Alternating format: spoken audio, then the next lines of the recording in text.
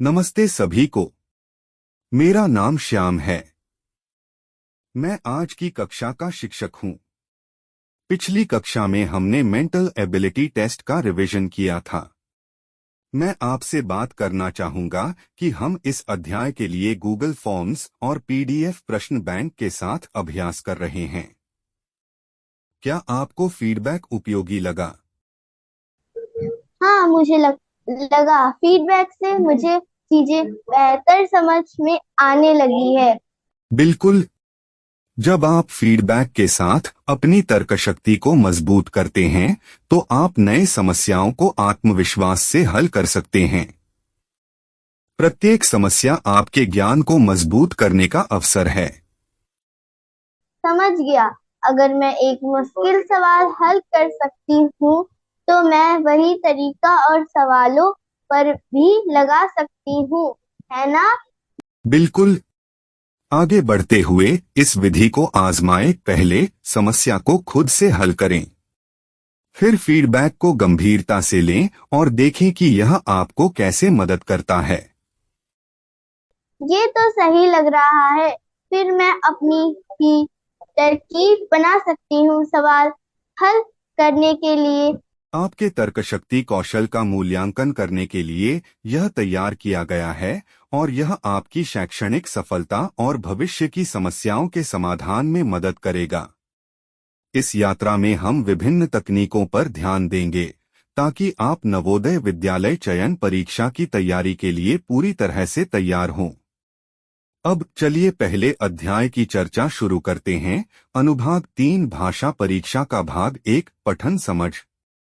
अनुभाग 3 भाषा परीक्षा जवाहर नवोदय विद्यालय चयन परीक्षा JNVST में भाषा परीक्षण का उद्देश्य छात्र की भाषा को समझने और प्रभावी ढंग से उपयोग करने की क्षमता का मूल्यांकन करना है। यह अध्याय छात्रों को भाषा दक्षता विकसित करने के लिए व्यापक मार्गदर्शन और अभ्यास सामग्री प्रदान करता है जो परीक्षा के लिए आवश्यक है। यह अनुभाग 3 मुख्य भागों में विभाजित है: पठन समझ, शब्दावली और प्रयोग, और व्याकरण एवं वाक्य संरचना। प्रत्येक भाग में सीखने को मजबूत करने के लिए व्याख्याएं, उदाहरण और अभ्यास प्रश्न शामिल हैं। भाग 1 पठन समझ। उद्देश्य पठन समझ वह क्षमता है जिसके द्वारा लिखित पाठ को पढ़ा, समझा, व्याख्या और विश्लेषण किया जाता है। यह केवल शब्दों को समझने तक सीमित नहीं है, बल्कि लेखक द्वारा व्यक्त किए गए अर्थ, संदर्भ और गहरे विचारों को पकड़ने की भी आवश्यकता होती है।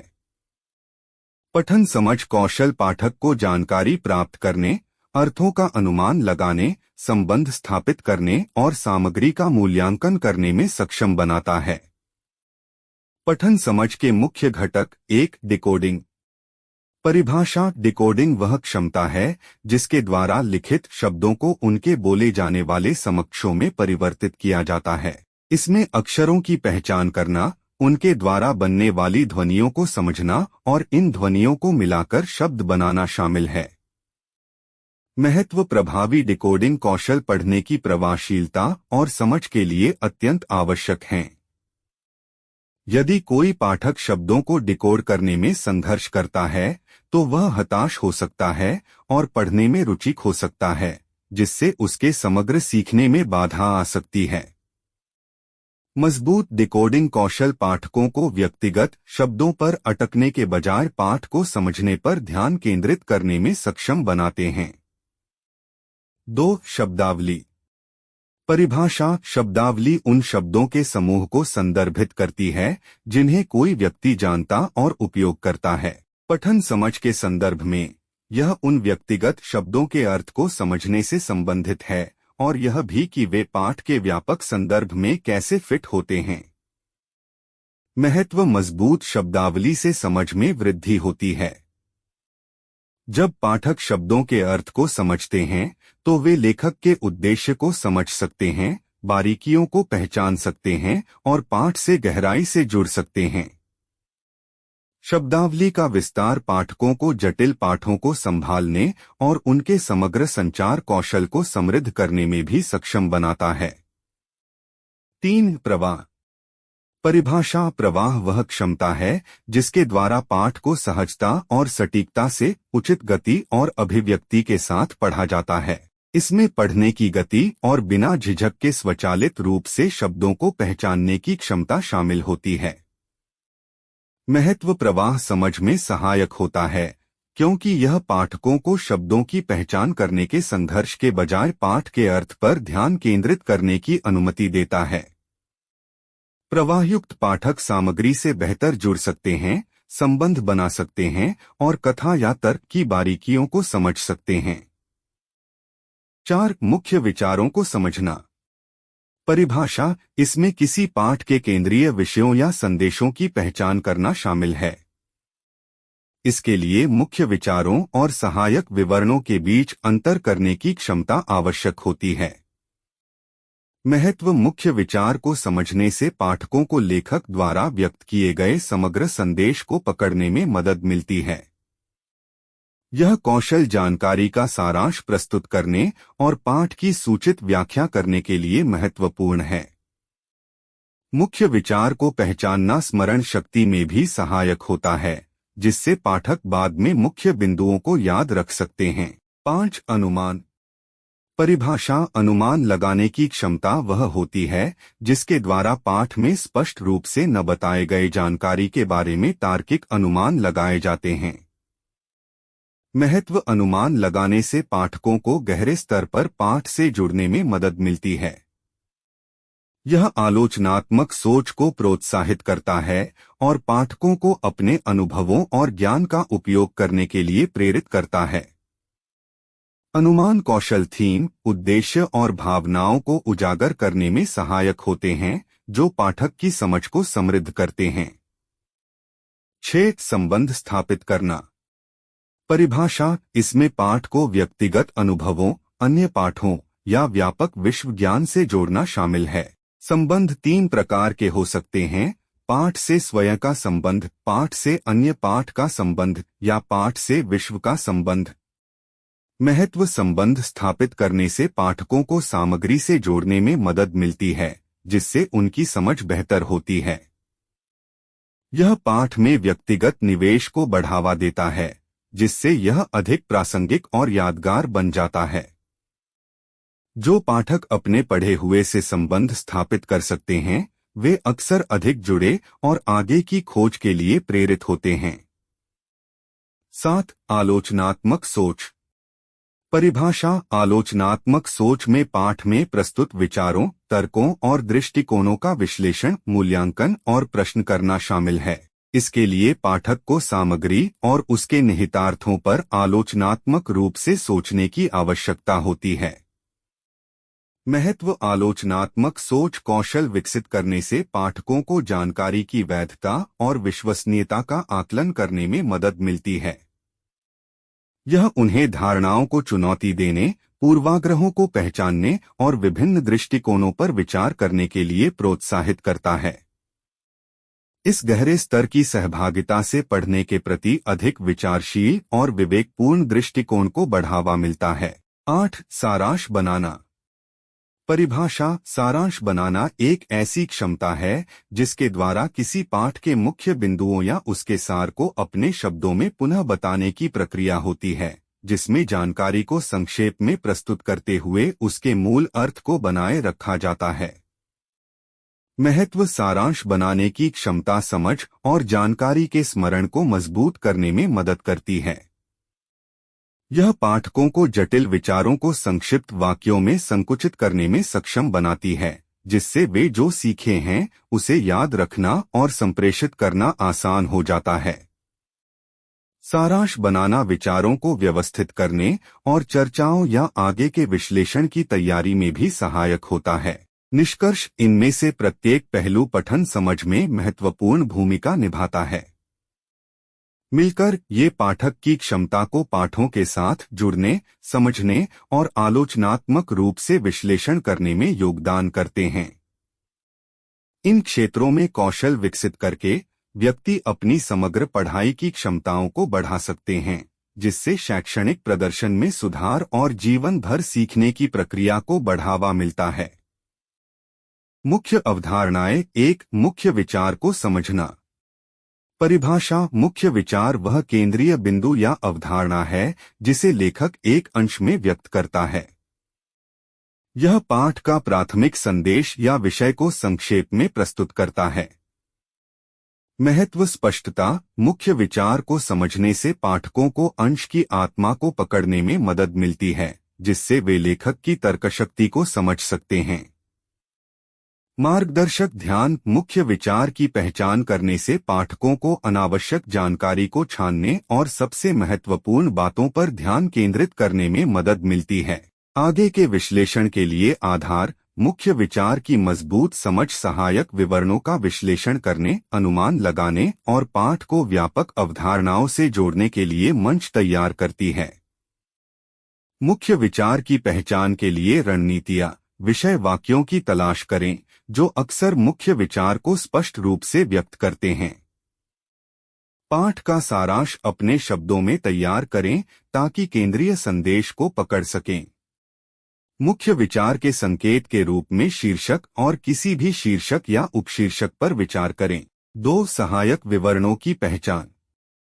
परिभाषा। सहायक विवरण वे विशेष जानकारियां, उदाहरण, तथ्य या साक्ष्य होते हैं जो अंश के मुख्य विचार को मजबूत या विस्तार से समझाने में मदद करते हैं। महत्व। मुख्य विचार का विस्तार। सहायक विवरण गहराई और संदर्भ प्रदान करते हैं, केंद्रीय संदेश को स्पष्ट और विस्तारित करते हैं।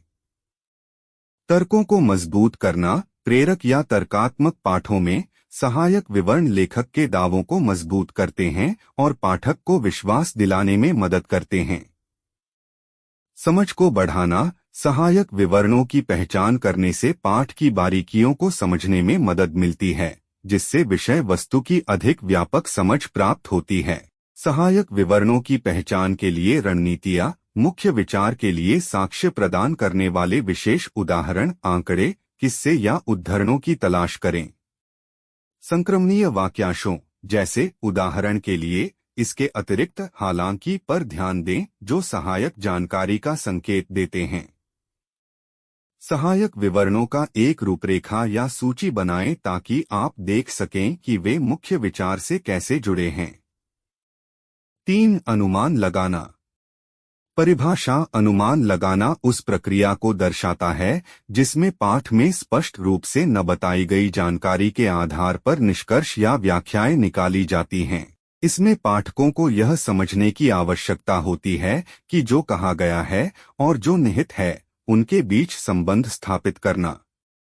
महत्व। गहरा समझ। अनुमान पाठकों को पाठ के साथ गहराई से जुड़ने की अनुमति देते हैं, जिससे अंतर्निहित विषयों, उद्देश्यों या भावनाओं का खुलासा होता है।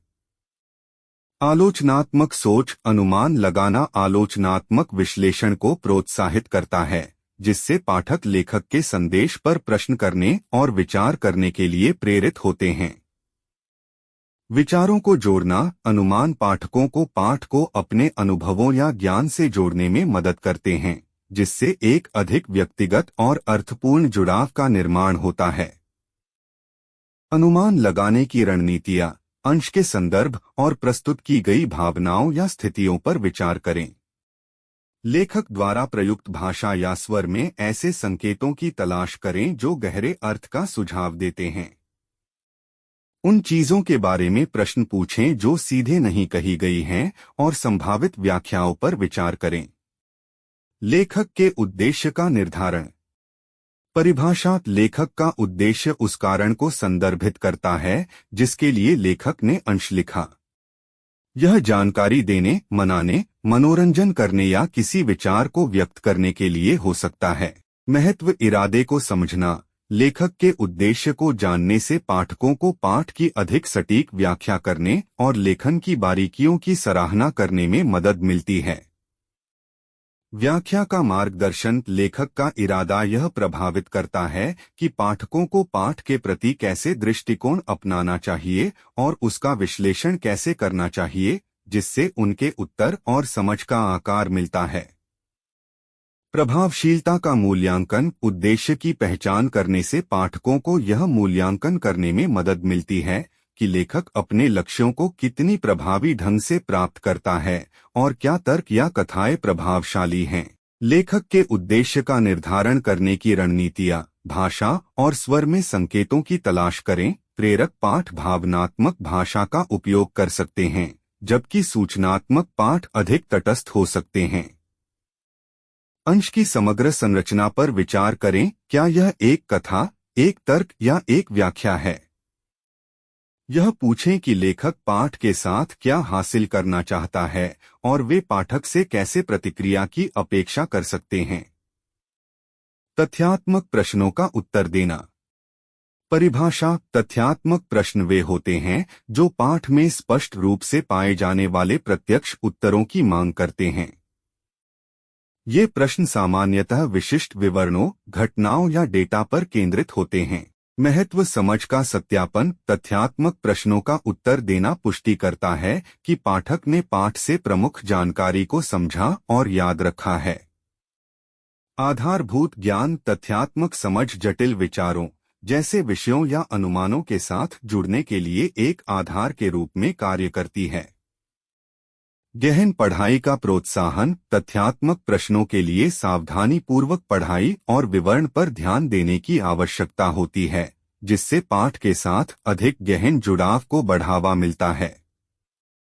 तथ्यात्मक प्रश्नों के उत्तर देने की रणनीतियां। प्रश्न से संबंधित कुंजी शब्दों या वाक्यांशों के लिए पाठ को स्कैन करें। अंश में उल्लिखित विशिष्ट तारीखों, नामों, सांख्यिकी या घटनाओं पर ध्यान दें। यह सुनिश्चित करें कि उत्तर पाठ द्वारा सीधे समर्थित हो ताकि सटीकता की पुष्टि हो सके।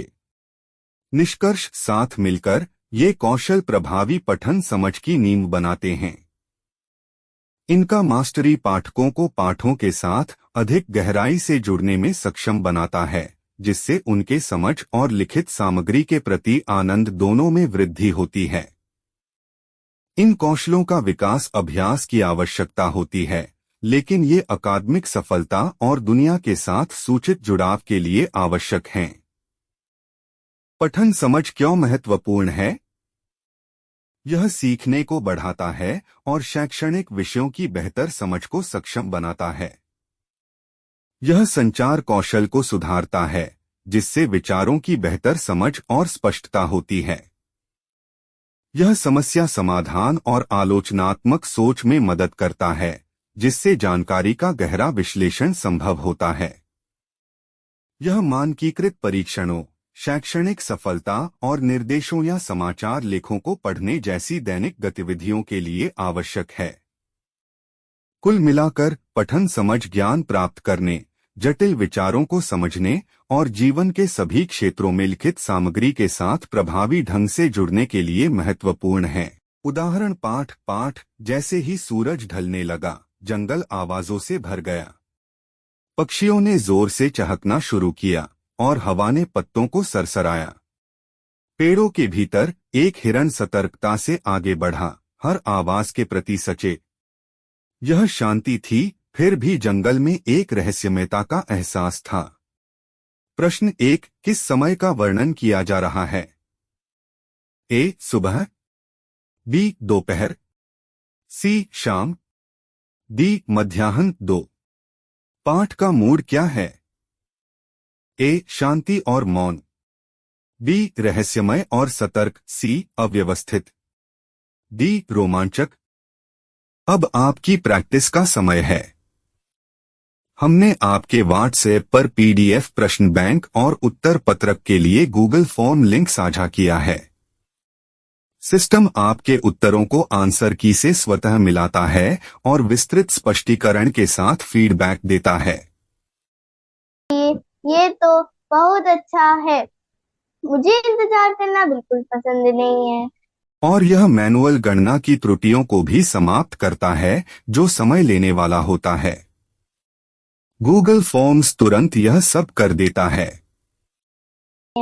तो हमें अपने जवाबों को चेक करने में ढेर सारा टाइम नहीं लगाना पड़ेगा। बिल्कुल। इससे समय के साथ आपकी प्रगति को ट्रैक करना भी बहुत आसान हो जाता है। गूगल फॉर्म्स एक त्रुटिमुक्त और तेज तरीका है प्रैक्टिस टेस्ट्स के लिए। मुझे ये अच्छा लग रहा है कि हमें फौरन फीडबैक मिलता है। बिल्कुल। यदि आप अभ्यास करते समय कोई सवाल है या कोई स्पष्टीकरण चाहिए तो व्हाट्सएप पर मुझसे संपर्क करें या मुझे कॉल करें। मैं मदद के लिए हमेशा उपलब्ध हूँ। Thank you. अगर मुझे कुछ चाहिए तो मैं आपको जरूर बताऊंगी। मैं शुरू करने के लिए बहुत एक्साइटेड हूँ। चाहे आप व्हाट्सएप या यूट्यूब उपयोग करता हो, हमारे मोबाइल फ्रेंडली ऑनलाइन कोर्स आपको डेस्कटॉप या लैपटॉप की आवश्यकता नहीं है, सिर्फ आपका स्मार्टफोन ही काफी है। आप अपने फोन से ही कहीं भी, कभी भी सभी पाठ्य सामग्री, वीडियो और असाइनमेंट आसानी से एक्सेस कर सकते हैं। यह सुविधा सुनिश्चित करती है कि तकनीक कभी आपकी शिक्षा में बाधा न बने। हर किसी के लिए ये एक कमला का मौका है। अगली कक्षा में हम भाग 2 शब्दावली और उपयोग में और गहराई से उतरेंगे, जहां हम आपके दृश्य तर्क कौशल को बढ़ाने की तकनीकों का अन्वेषण करेंगे। सुनिश्चित करें कि आप तैयार हों, क्योंकि हम आज के काम को आगे बढ़ाएंगे। आप सभी के समय और भागीदारी के लिए धन्यवाद। मैं वास्तव में आपकी मेहनत और समर्पण की सराहना करता हूं। आप उत्कृष्ट प्रगति कर रहे हैं। एक शानदार दिन बिताएं और मैं अगली कक्षा में आपसे मिलने की उम्मीद करता हूं।